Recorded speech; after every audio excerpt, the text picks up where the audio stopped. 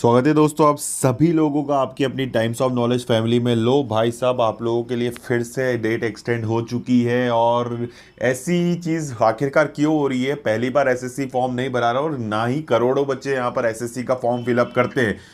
यहाँ पर बात आ रही है, इतने दिनों से साइट बिजी चल रहा है, पेमेंट के इतने ज़्यादा इशू चल रहे हैं, सब कुछ चल रहा है।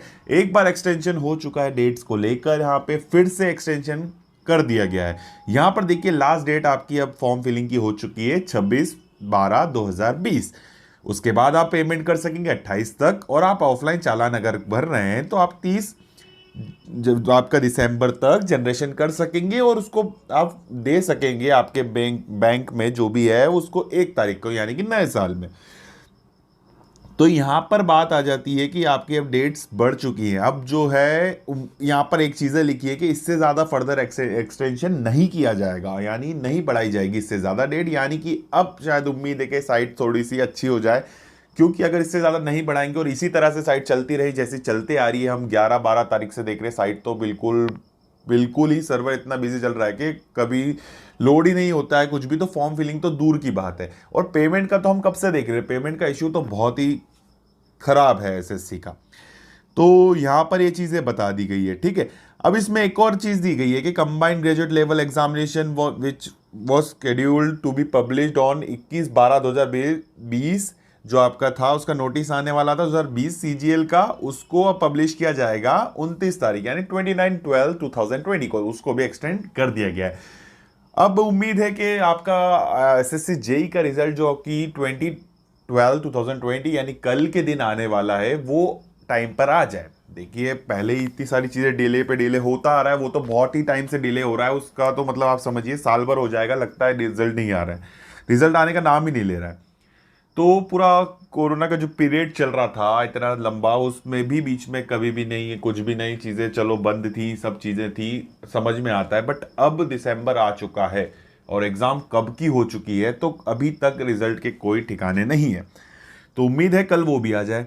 तो यहाँ पर यही चीज़ें थी। अब जो फॉर्म फिलिंग की बात है, वो लोग आप लोग CHSL वाले फॉर्म फिलिंग कर लीजिए। कुछ भी प्रॉब्लम अगर आती है तो टेलीग्राम पर आ जाइएगा, पूछ लीजिएगा। पेमेंट का इशू देखिए दोस्तों, वहाँ पर आपका जो भी स्टेटस है वो आपको, अगर पेमेंट भर दी गई है, अगर चली गई है पेमेंट आपकी, तो उसके बाद आपका स्टेटस सक्सेसफुल हो जाएगा। बट वहाँ पर शो नहीं हो रहा है, तो वो चीज़ें एसएससी जानता है कि क्या सीन है क्या नहीं, तो उन्हें ये चीज़ें ठीक करनी होगी। काफ़ी प्रॉब्लम में चल रहे हैं बच्चे, और हम यहाँ से बैठ के कुछ ऐसी चीज़ें नहीं कर सकते। मेल और कॉल के अलावा हम पता नहीं कर सकते रीजनल वेबसाइट पर, उनसे ही पता हो सकता है।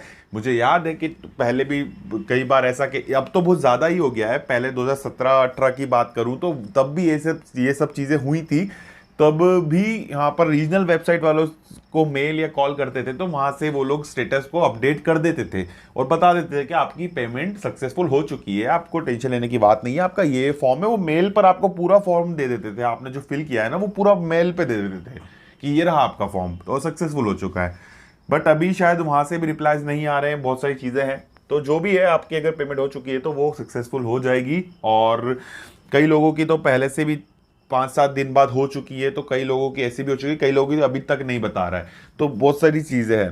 तो ये सब चीज़ें एसएससी को ही समझनी चाहिए, क्योंकि वही जो है इसको सॉल्व कर सकता है। हम लोग यहाँ से बैठे बैठे सिर्फ बोल सकते हैं। और हमारी, देखिए, हम एसएससी को ब्लेम करने जाते हैं, कुछ भी बात उठाते हैं एसएससी के खिलाफ, उसका मैनेजमेंट आपके सामने है। CHSL का फॉर्म आप देख ही रहे हैं कैसे किस तरह से भरा जा रहा है, ठीक है। तो जो मैनेजमेंट के खिलाफ हम चीज़ें, मैनेजमेंट के लिए कि इतना खराब मैनेजमेंट है, इन सब चीज़ों के लिए बोलते हैं, और आप लोग ही हमें आके फिर बोलते हो कि क्या एसएससी को टारगेट करते रहते हो, ये चीज़ें वो चीज़ें, किसी चीज़ पे शांत नहीं बैठ सकते, तुम लोगों को सिर्फ वीडियो बनाना है। देखिए, यहाँ पर आप जो भी यहाँ फैमिली है इतने सालों से, जो भी है वो सब जानते होंगे कि किस तरह की चीज़ें हम यहाँ पर करते हैं, और ऐसा कुछ भी फालतू की चीज़ें नहीं यहाँ पर रखना चाहते हैं। और आपने भी देखा होगा, लिमिटेड चीज़ें होती हैं जो ज़रूरी होती हैं आप लोगों के लिए, वही।